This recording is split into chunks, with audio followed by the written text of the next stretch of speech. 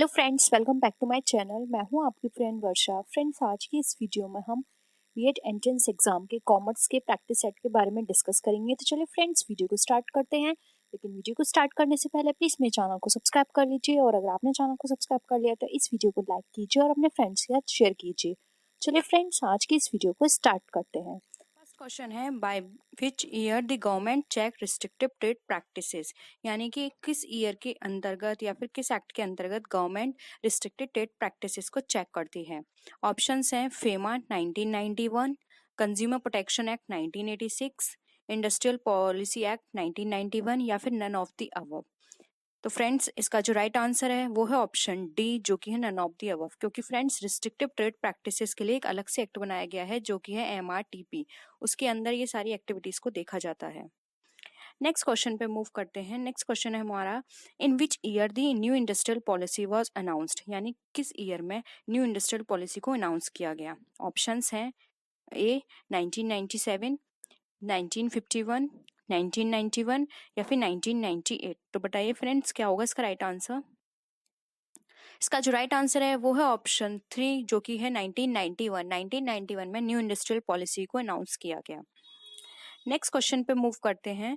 Next question है, the Narasimham committee made separate recommendations for the reforms of, यानी कि जो नरसिंघम कमिटी बनाई गई थी सेपरेट, वो किसके रिफॉर्म्स के लिए बनाई गई। मैन्युफैक्चरिंग सेक्टर के लिए, बैंकिंग सेक्टर के लिए, एग्रीकल्चर सेक्टर के लिए या फिर इंश्योरेंस सेक्टर के लिए।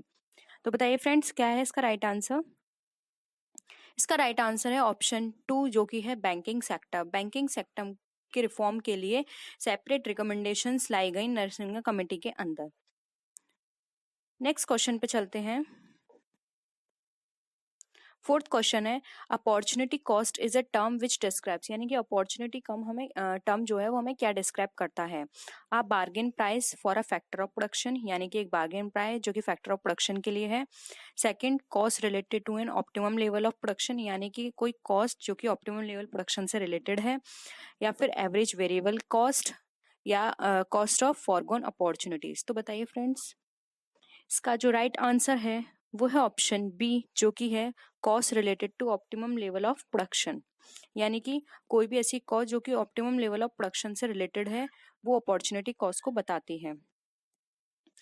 नेक्स्ट क्वेश्चन है, when demand curve is rectangular hyperbola the elasticity demand will be, यानी कि ऐसी डिमांड कर्व जो कि रेक्टेंगुलर हाइपरबोला है उसमें इलास्टिसिटी डिमांड क्या होगी। Perfectly elastic, unit elastic, perfectly inelastic या फिर हाईली इलास्टिक। तो फ्रेंड्स, का जो राइट आंसर है वो है ऑप्शन 2, जो कि है यूनिट इलास्टिक। जब कोई भी डिमांड का रेक्टेंगुलर हाइपरबोला बताता है तो वहां पे इलास्टिसिटी डिमांड उसकी हमेशा यूनिट इलास्टिसिटी होती है। नेक्स्ट क्वेश्चन है, unit of command implies having not more than, यानी यूनिटी ऑफ कमांड क्या बताती है जिसमें एक से ज्यादा नहीं होने चाहिए। क्या सबॉर्डिनेट, फ्रेंड, बॉस या फिर यूनिट।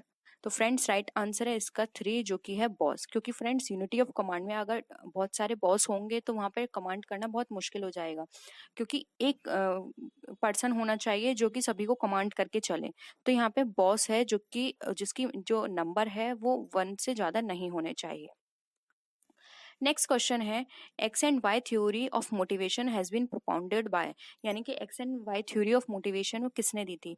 फ्रेंड्स, ये सारे ही नाम हमारे इन्होंने मोटिवेशन थ्योरी दी थी, लेकिन हमें बताना है इसमें एक्स एंड वाई थ्योरी किसने दी थी। ऑप्शंस है मैकग्रेगर, मैस्लो, ऊची या फिर हेजरबर्ग। तो बताइए फ्रेंड्स, क्या होगा इसका राइट आंसर। इसका जो राइट आंसर है वो है ऑप्शन ए, जो कि है मैकग्रेगर ने एक्स एंड वाई थ्योरी दी थी। नेक्स्ट क्वेश्चन है, coordination has the following feature, यानी कोऑर्डिनेशन के अंदर कौन कौन से फीचर होते हैं। Continuous, vertical organisation, horizontal relationship या फिर ऑल ऑफ द अबव। तो बताइए फ्रेंड्स, इसका जो राइट आंसर है वो है ऑप्शन डी, जो कि है all of the above. Coordination के अंदर कॉन्टिन्यूअस भी होना चाहिए, वर्टिकल ऑर्गेनाइजेशन भी होना चाहिए और हॉरिजॉन्टल रिलेशनशिप भी उसके अंदर होनी चाहिए, तभी अच्छे से कोऑर्डिनेशन आपस में हो पाएगा। नेक्स्ट है, which one of the following is not a barrier in communication, यानी कम्युनिकेशन के अंदर कौन सा बैरियर नहीं है। Noise, affection, fear and distrust या परसेप्शन। तो फ्रेंड्स, यहाँ पे ये 2 गलत लिख गया है। फ्रेंड्स, नॉइस से कम्युनिकेशन में बैरियर आएगा, अफेक्शन से भी आएगा, फियर एंड जस्टिस से भी आएगा। लेकिन फ्रेंड्स यहाँ पे एक परसेप्शन ऐसा है जिससे हमारे कम्युनिकेशन पे कोई भी बैरियर नहीं आएगा, तो इसका राइट आंसर है परसेप्शन। नेक्स्ट है a company can reissue it's forfeit share, यानी कि एक कंपनी अपने फॉरफिटेड शेयर को रीइश्यू कर सकती है at premium, at face value, at discount या फिर ऑल ऑफ द अबव। तो फ्रेंड्स का राइट आंसर है 4 जो कि है ऑल ऑफ द अबव। एक कंपनी प्रीमियम पर भी इश्यू कर सकती है, फेस वैल्यू पर भी इश्यू कर सकती है और डिस्काउंट पर भी इश्यू कर सकती है। नेक्स्ट क्वेश्चन है which of the following is an example of capital expenditure, यानी कैपिटल एक्सपेंडिचर का क्या एग्जाम्पल है। फर्स्ट है इंश्योरेंस प्रीमियम, सेकंड है taxes and legal expenses, third है डेप्रिसिएशन या फिर फोर्थ है custom duty on import of machinery. तो बताइए फ्रेंड्स क्या होगा इसका राइट आंसर। इसका जो राइट आंसर है वो है ऑप्शन 4 जो कि है custom duty on import of machinery, क्योंकि फ्रेंड्स मशीनरी क्या है लॉन्ग टर्म तक काम आएगी और जब भी कस्टम ड्यूटी इम्पोर्ट के टाइम पर मशीनरी के लिए दी जाएगी तो वो जो कस्टम ड्यूटी दी जाएगी वो मशीनरी के अमाउंट में ही इंक्लूड कर ली जाएगी। इसलिए यहाँ पर ये जो एक्सपेंडिचर हो रहा है ये कैपिटल एक्सपेंडिचर की तरह कंसिडर किया जाएगा। नेक्स्ट क्वेश्चन है a cooperative auditor start hits work of audit from, यानी कि कोऑपरेटिव ऑडिटर जो है वो अपना काम कहाँ से स्टार्ट करता है, अकाउंट बुक से, पेमेंट बुक से, कैश बुक से या फिर नन ऑफ द अबव। तो फ्रेंड्स का जो राइट आंसर है वो है ऑप्शन 3 जो कि है कैश बुक। एक ऑडिटर कैश बुक से अपने काम को स्टार्ट करता है, वो वहीं से पता लगाता है कि कितना कैश कहाँ से लिया और कहाँ पे उसको स्पेंड किया गया। ठीक है, नेक्स्ट है अकाउंटिंग स्टैंडर्ड से रिलेटेड है फ्रेंड्स ये क्वेश्चन। इस तरह के क्वेश्चंस बहुत आते हैं, तो प्लीज़ जितने भी अकाउंटिंग स्टैंडर्ड्स हैं इंटरनेशनल और इंडियन वो सारे आप बहुत अच्छे से याद कर लीजिए, क्योंकि यहाँ से क्वेश्चन 1 या 2 हर बार पूछा जाता है। क्वेश्चन है accounting for research and development relates to, यानी कि जो रिसर्च एंड डेवलपमेंट है वो किससे रिलेट करता है, AS 7 से, AS 9 से, AS 9 से या फिर AS 10 से। तो फ्रेंड्स का जो राइट आंसर है वो है ऑप्शन 2 जो कि है AS 8। AS रिलेटेड है accounting for research and development से। नेक्स्ट है when does a body corporate become capable for width of exercising all the functions of a company, यानी कि कोई भी कंपनी अपनी फंक्शनिंग कब से करना स्टार्ट करती है। फर्स्ट है on finalising memorandum of association, second है on obtaining certificates of commencement, third है सर्टिफिकेट ऑफ इनकॉर्पोरेशन या फिर convert its first general meeting, यानी कि उसकी फर्स्ट जनरल मीटिंग कंडक्ट हो जाए तब से। तो फ्रेंड्स राइट आंसर है इसका ऑप्शन सी, कोई भी कंपनी के पास अगर इनकॉर्पोरेशन का सर्टिफिकेट रिसीव हो जाता है तब से वो अपना काम करना स्टार्ट कर देती है।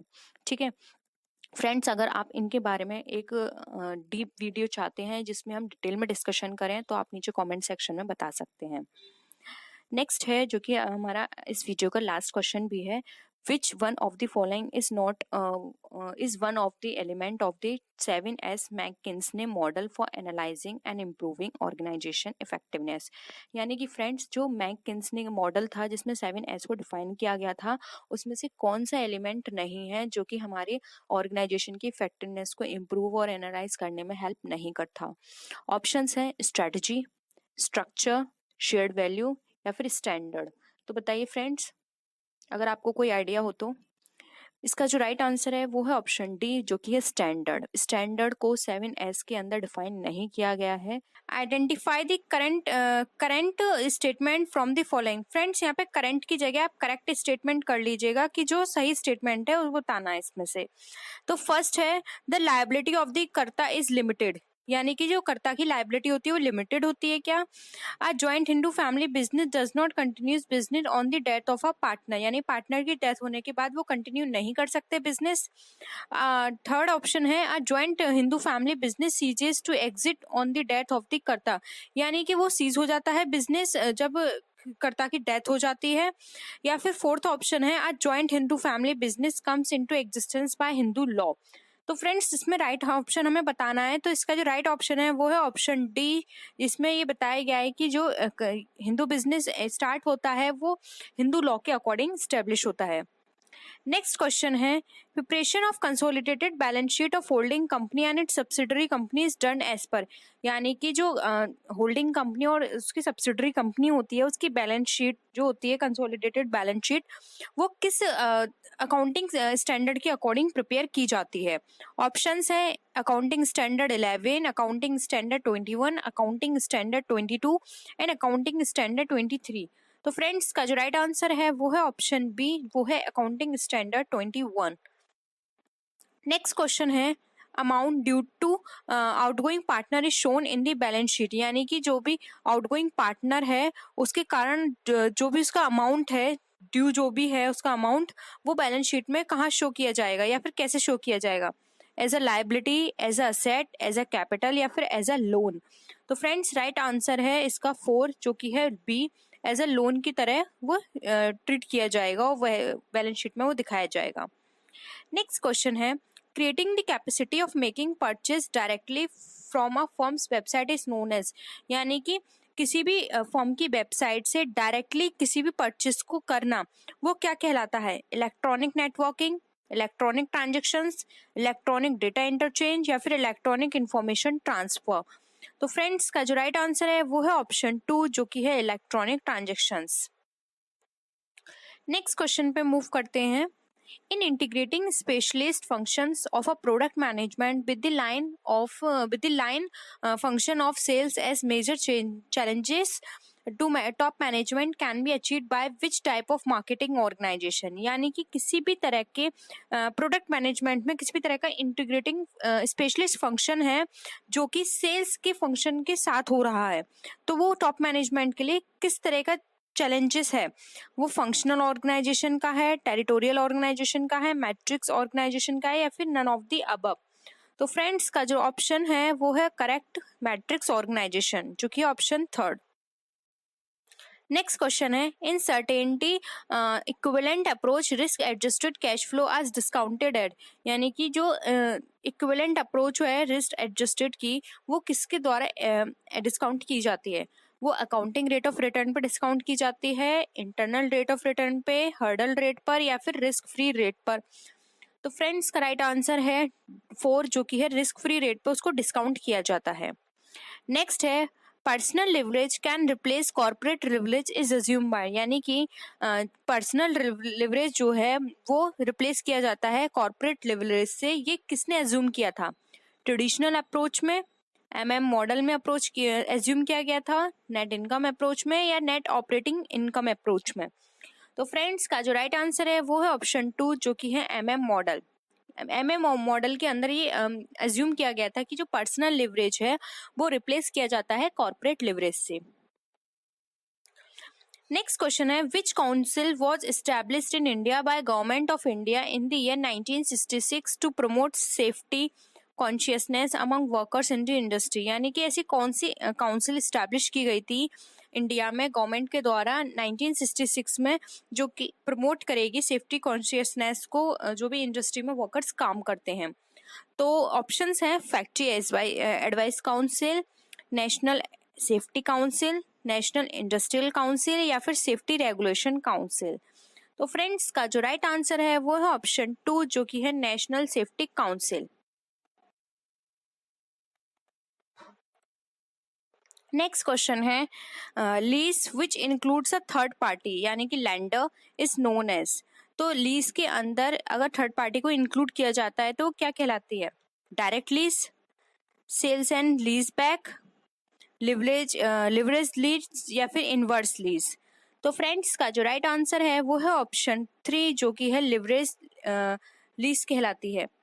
नेक्स्ट क्वेश्चन है what is the popular term used for that type of option in foreign exchange market which provides the holder the right to purchase or sell foreign currency at the most favorable exchange rate realized over the life of the option, यानी कि ऐसा कौन सा term use किया जाता है foreign exchange market में जब होल्डर को राइट टू परचेज या सेल का राइट दिया जाता है किसी फॉरेन करेंसी को जो भी उसके फेवर में है, फेवरेबल एक्सचेंज रेट पर वो उसको लाइव ऑप्शन दिए जा रहे हैं, तो उसको क्या कहा जाएगा, फॉरवर्ड रिवर्सिंग ऑप्शन कहा जाएगा, preference option, look back option या बास्केट ऑप्शन। तो फ्रेंड्स का जो राइट आंसर है वो है ऑप्शन 3 जो जिसको कहा जाता है look back option. Next question है, what is the term used popularly for the situation when a speculator being dominant in the market expect a drop in the value of a particular currency and he begins selling its forward?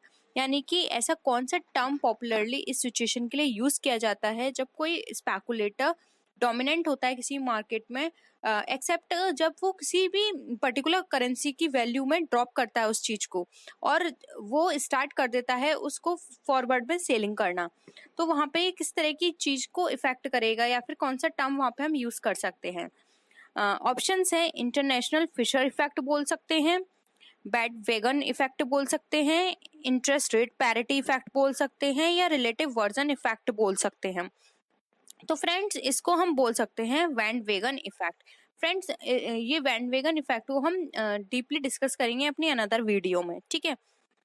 Next है, the concept of achieving maximum profit through increase consumer satisfaction for raised market share focuses on, यानी कि ऐसा concept जिसमें हम maximum profit को achieve करने के लिए कंज्यूमर के सेटिस्फैक्शन को रेज कर देते हैं मार्केट शेयर्स पे फोकस करके, तो वो क्या है, किस पे फोकस करके करेंगे, प्रोडक्ट पे, सेलिंग पे, कस्टमर पे या फिर प्रोडक्शन पे फोकस करके? तो फ्रेंड्स का जो राइट आंसर है वो है ऑप्शन 3 जो कि है कस्टमर। कस्टमर पे फोकस करके हम जो भी हमारा प्रॉफिट है उसको मैक्सिमाइज कर सकते हैं और साथ ही साथ कस्टमर का सेटिस्फैक्शन को भी इंक्रीज कर सकते हैं। नेक्स्ट क्वेश्चन है, which of the following is not a measure for quality of service of for customer, यानी कि ऐसा कौन सा मेजर नहीं है जिसमें कस्टमर के लिए सर्विस की क्वालिटी को मेजर नहीं किया जाता है? फर्स्ट है responsiveness, second competition, third empathy या फोर्थ टेंजिबिलिटी। तो फ्रेंड्स का जो राइट आंसर है वो है ऑप्शन 2 जो कि है कॉम्पिटिशन। कंपटीशन के अंदर जो कस्टमर की जो क्वालिटी है सर्विस की उसको मेजर नहीं किया जा सकता। नेक्स्ट क्वेश्चन है, अ descriptive thought that a person holds about something is called, यानी कि ऐसे डिस्क्रिप्टिव थॉट जो पर्सन ने होल्ड किया हुआ है किसी भी चीज को लेकर वो क्या कहलाता है? बिलीफ, लर्निंग, एटीट्यूड या फिर परसेप्शन? तो फ्रेंड्स राइट आंसर है 1 जो कि है बिलीफ। वो उसका बिलीफ कहलाता है जब कोई भी पर्सन किसी भी चीज को लेकर डिस्क्रिप्टिव थॉट सोचने लगता है अपने माइंड में, ठीक है। Next and the last question है, which one of the following statement is not correct? Options है, a person may not have assessable income but still be an assessee. Second option है, in some cases the assessment year and the previous year can be same. Third है, an Indian company is always resident रेसेसी। या फिर fourth है, surcharge is additional tax calculated on total income.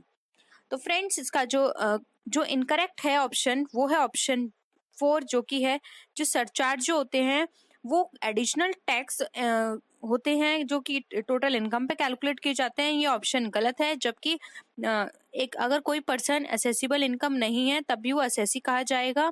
और second option भी हमारा correct है कि असेसमेंट ईयर और प्रीवियस ईयर कुछ कंडीशंस में सेम हो सकते हैं। थर्ड ऑप्शन भी हमारा सही है कि कोई भी इंडियन कंपनी हमेशा रेसिडेंट एसएससी ही रहेगी। तो फ्रेंड्स इस तरह से हमारा जो फोर्थ ऑप्शन है वो हमारा इनकरेक्ट है। Environmental degradation does not consist of, यानी कि एनवायरमेंटल डिग्रेडेशन में क्या क्या कंसिस्ट नहीं होता है। फर्स्ट है land degradation and soil erosion. Second है problem of overgrazing and ecological degradation. Third flood या फिर फोर्थ ऑप्शन है नन ऑफ द अबव। तो बताइए फ्रेंड्स एनवायरमेंटल डिग्रेडेशन की जो प्रॉब्लम होती है उसमें क्या चीज नहीं होती है? तो फ्रेंड्स ऑप्शन ए जो है वो भी करेक्ट है, बी भी करेक्ट है, सी भी करेक्ट है। तो इसका जो राइट आंसर होगा वो है option D none of the above. Next question पे मूव करते हैं, which of the following is not the main objective of fiscal policy of India, यानी कि जो फिस्कल पॉलिसी है इंडिया की उसका मेन ऑब्जेक्टिव क्या नहीं है? फर्स्ट है to increase liquidity in the economy. Second to promote price stability. Third है to minimize the inequality in income and wealth. And fourth है टू प्रमोट एम्प्लॉयमेंट अपॉर्चुनिटी। तो बताइए फ्रेंड्स क्या होगा इसका राइट आंसर? फ्रेंड्स इसका जो राइट आंसर है वो है ऑप्शन ए। फ्रेंड्स जो फिस्कल पॉलिसी की जो ऑब्जेक्टिव होता है उसका ऑब्जेक्टिव किसी भी इकोनॉमी की लिक्विडिटी को इंक्रीज करना नहीं होता। नेक्स्ट क्वेश्चन पे मूव करते हैं, लिबरलाइजेशन मीन्स, यानी कि लिबरलाइजेशन का क्या मतलब है? फर्स्ट है reducing number of reserve industries from 7 to 8। Second option है liberating the industry, trade and economics from unwanted restrictions. Third option है opening up economy to the world by attaining international competitiveness. And last है हमारा free determination of interest rate. तो friends का जो right answer है वो है option C.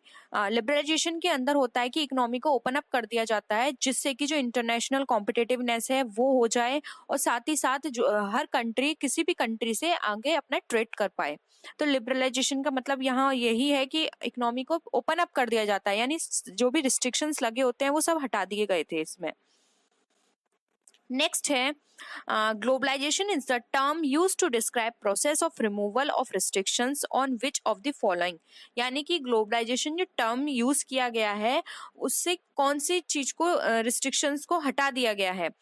First है foreign trade, second investment, third है both A and B, and fifth है ऑल ऑफ द अबव। तो बताइए फ्रेंड्स क्या होगा राइट आंसर। तो फ्रेंड्स राइट आंसर है सी जो कि है ए एंड बी।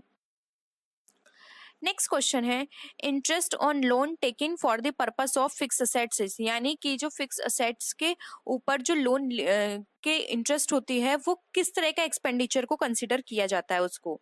फर्स्ट है रेवेन्यू एक्सपेंडिचर की तरह कंसिडर किया जाता है, capital expenditure, deferred revenue expenditure या फिर कैपिटल लॉस। तो बताइए फ्रेंड्स क्या है इसका राइट आंसर। तो फ्रेंड्स इसका जो राइट आंसर है वो है ऑप्शन बी जो कि है कैपिटल एक्सपेंडिचर, क्योंकि फ्रेंड्स फिक्स असेट जो होता है वो हमारा कैपिटल नेचर का होता है क्योंकि ये लॉन्ग टर्म तक हमें बेनिफिट करता है। तो उसके ऊपर अगर कोई भी लोन लिया गया है और उस पर कोई इंटरेस्ट है तो वो हमारा कैपिटल एक्सपेंडिचर की तरह ही कंसिडर किया जाएगा। नेक्स्ट क्वेश्चन पे मूव करते हैं। नेक्स्ट क्वेश्चन है dual aspect concept result in the following accounting equation, यानी कि जो डुअल एस्पेक्ट है कॉन्सेप्ट, डुअल एस्पेक्ट का फ्रेंड्स मतलब यहाँ पर ये है कि एवरी डेबिट हैज क्रेडिट, यानी कि हर डेबिट का एक क्रेडिट साइड होगी। ऐसा नहीं है कि सिर्फ डेबिट साइड हो किसी भी ट्रांजेक्शन की या फिर सिर्फ क्रेडिट साइड हो। कोई भी ट्रांजेक्शन होगा उसकी डेबिट साइड भी होगी और क्रेडिट साइड भी होगी। ठीक है, तो फ्रेंड्स यही डुअल कॉन्सेप्ट है, उसमें बताया गया है कि कौन सा अकाउंटिंग इक्वेशन है उसकी। Revenue equals to expenses, capital plus profit equals to assets plus expenses, capital plus liabilities equal to assets, या फिर capital plus drawings equals to owner's capital. तो बताइए फ्रेंड्स इसका जो राइट आंसर है वो है ऑप्शन सी जो कि है capital plus liabilities equals to assets. ये डुअल एस्पेक्ट का अकाउंटिंग इक्वेशन है। नेक्स्ट क्वेश्चन पे मूव करते हैं। Comparison of the financial statement of the current year with the performance of previous year of the same firm is known as, यानी कि financial statement का जो comparison किया जाता है करंट ईयर से और उसको कंपेयर किया जाता है जो भी प्रीवियस ईयर की परफॉर्मेंस के साथ, तो उसको हम क्या बोलते हैं। ट्रेड एनालिसिस बोलते हैं, हॉरिजॉन्टल एनालिसिस बोलते हैं, इंट्रा फर्म कंपैरिजन बोलते हैं, या ऑल ऑफ द अबव। तो फ्रेंड्स इसका जो राइट आंसर है वो है ऑप्शन डी जो कि है ऑल ऑफ द अबव। उसको हम ट्रेड एनालिसिस भी बोल सकते हैं, हॉरिजॉन्टल भी बोल सकते हैं और वर्टिकल या फिर हम इंट्रा फर्म कंपैरिजन भी बोल सकते हैं। नेक्स्ट क्वेश्चन है the Marshallian utility analysis is based on a less valued exemptions of, यानी कि मार्शलियन यूटिलिटी एनालिसिस किस एग्जेम्पशन पे बेस्ड है। फर्स्ट है cardinal measurability of utility, second है given marginal utility of money, third है diminishing marginal utility of the goods, या फिर फोर्थ है एडिबिलिटी ऑफ द यूटिलिटी। तो बताइए फ्रेंड्स इसका जो राइट आंसर है वो है ऑप्शन बी जो कि है marginal utility of money. Marginal utility का जो एनालिसिस है वो एक्सेप्शन है मार्जिनल यूटिलिटी ऑफ मनी का। नेक्स्ट क्वेश्चन है firms producing and selling of large variety of goods will generally follow, यानी कि कोई भी फर्म है जो कि लार्ज वेराइटी ऑफ गुड्स को प्रोड्यूस एंड सेल करती है तो वो किसे फॉलो करेगी। First cost plus pricing, second marginal pricing, third skimming pricing, या फोर्थ प्रोडक्ट लाइन प्राइसिंग। तो फ्रेंड्स का जो राइट आंसर है वो है ऑप्शन डी जो कि है product line pricing. Next question है A set of data can be distinguished from other set of data by means of, यानी कि फ्रेंड्स ऐसा कोई भी सेट ऑफ डेटा जो कि किसी अदर सेट ऑफ डेटा से डिफाइन किया गया है तो वो क्या कहलाता है। Central value and dispersion, central value dispersion and skewness, central value dispersion skewness या क्यूटोसिस, या फिर नन ऑफ द अबव। तो फ्रेंड्स का जो राइट आंसर है वो है ऑप्शन सी। जब भी किसी भी सेट ऑफ डेटा को डिस्टिंग्विश किया जाता है अदर सेट ऑफ डेटा से, तो वो हमारी सेंट्रल वैल्यू हो सकती है, डिस्पर्जन हो सकती है, स्क्यूनेस हो सकती है, या फिर क्यूटेसिस हो सकती है। नेक्स्ट है the advent of computers in research has led to, यानी कि किसी भी रिसर्च में कंप्यूटर को एडवेंट किया गया है तो वो बताता है two limitations of operation in analysis, या फिर tremendous amount of flexibility with marginal increase in cost. Third है myopic exposure of statics to the researcher, या फिर none of the above.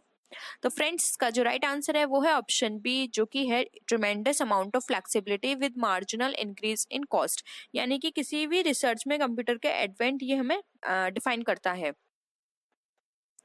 Next question है which of the following is a systematic interactive forecasting method that relies on a panel of experts, यानी कि ऐसा कोई सा भी सिस्टमैटिक इंटरैक्टिव फोरकास्टिंग मेथड जो कि रिलाई करता है पैनल ऑफ एक्सपर्ट पर, वो कहा जाता है पे of matrix, game theory, Qing theory, या फिर डेल्फी टेक्निक। तो फ्रेंड्स का जो राइट आंसर है वो है ऑप्शन डी, जो कि है डेल्फी टेक्निक। फ्रेंड्स अगर आप डेल्फी टेक्निक या फिर पे ऑफ मैट्रिक्स, गेम थ्योरी, इन पे एक सेपरेट वीडियो चाहते हैं या फिर उसका आप डिटेल में डिस्कशन चाहते हैं तो आप नीचे कमेंट सेक्शन में बता सकते हैं, हम उस पर डिटेल भी स्टडी करेंगे। नेक्स्ट क्वेश्चन है the classical organisation theory attracts treats organisation as an, तो क्लासिकल थ्योरी अट्रैक्ट करती है वो किसे ट्रीट करती है? ओपन सिस्टम को अट्रैक्ट करती है, क्लोज सिस्टम को बताती है, टेक्निकल सिस्टम, या फिर मैक्रो सिस्टम को। तो फ्रेंड्स इसका राइट आंसर है बी, ये हमेशा क्लोज सिस्टम की तरफ अट्रैक्ट होती है और ये क्लोज सिस्टम को ही बताती है। नेक्स्ट है when the consumers favor those products which offer the most quality performance and innovative feature then it is called as, यानी कि कोई भी कंज्यूमर जो फेवर करता है और क्वालिटी परफॉर्मेंस और इनोवेटिव फीचर्स को हमेशा वो फेवर कर रहा है, तो ये किस तरह का है? प्रोडक्शन कॉन्सेप्ट पे बेस्ड है, ये सेल्स कॉन्सेप्ट पे बेस्ड है, प्रोडक्ट कॉन्सेप्ट पे बेस्ड है, या फिर मार्केटिंग कॉन्सेप्ट पे बेस्ड है? तो फ्रेंड्स ये बेस्ड है हमारे सेल्स कॉन्सेप्ट पे, ठीक है। नेक्स्ट है which of the following is the most serious problem that might arise due to excessive reliance on internal recruitment, यानी कि ऐसी कौन सी प्रॉब्लम है जब इंटरनल रिक्रूटमेंट में एक्सेसिव रिलायंस होता है तो वहाँ पे ये इससे की प्रॉब्लम्स हैं वो अराइज हो जाती हैं। First reduce job performance, high level turnover, lack of motivation, या फिर इंटरनल रेसिस्टेंस। तो किस तरह की प्रॉब्लम अराइज नहीं होती है, सॉरी इसमें ये लिखा गया है कि होती है, तो फ्रेंड्स याद रखिएगा इसमें नॉट मेंशन नहीं किया गया है। तो इसका जो राइट आंसर है वो है ऑप्शन डी, जो कि है इंटरनल रेसिस्टेंस। इंटरनल रेसिस्टेंस की प्रॉब्लम वहाँ पे अराइज हो जाती है जब इंटरनल रिक्रूटमेंट पे ज़्यादा फोकस किया जाता है। तो choice of distribution channel is affected by, यानी कि जो जब भी हम किसी भी डिस्ट्रीब्यूशन चैनल को चॉइस करते हैं या फिर सेलेक्ट करते हैं तो क्या क्या चीज़ हमें अफेक्ट करेगी? ऑप्शंस हैं मार्केट कंसिडरेशन, सेकंड है प्रोडक्ट कंसिडरेशन, मिडिलमैन कंसिडरेशन, या ऑल ऑफ द अबव। तो फ्रेंड्स का जो राइट आंसर है वो है ऑप्शन डी, क्योंकि जब हम डिस्ट्रीब्यूशन चैनल को सेलेक्ट करते हैं तो मार्केट कंसिडरेशन भी हमें अफेक्ट करेगा, प्रोडक्ट कंसिडरेशन भी, और मिडिलमैन कंसिडरेशन, ये सारी चीज़ों को हमें ध्यान में रखना पड़ेगा, तभी हम किसी भी डिस्ट्रीब्यूशन चैनल को चॉइस कर सकते हैं। नेक्स्ट क्वेश्चन है who is the custodian of monetary reserves in India, यानी कि मॉनेटरी रिजर्व्स ऑफ इंडिया में इंडिया के अंदर कस्टोडियन कौन होगा? एसबीआई होगा, सिडबी होगा, नाबार्ड होगा, या फिर आरबीआई होगा? फ्रेंड्स बहुत ही सिंपल क्वेश्चन है, इसका आंसर है डी, आरबीआई कस्टोडियन होगा मॉनेटरी रिजर्व्स का। नेक्स्ट क्वेश्चन है who is the fiscal agent and adviser to government in monetary and fiscal matters in India, यानी इंडिया के अंदर गवर्नमेंट का जो फिस्कल एजेंट और एडवाइजर होगा मॉनेटरी या फाइनेंशियल मैटर्स को लेके, वो कौन होगा?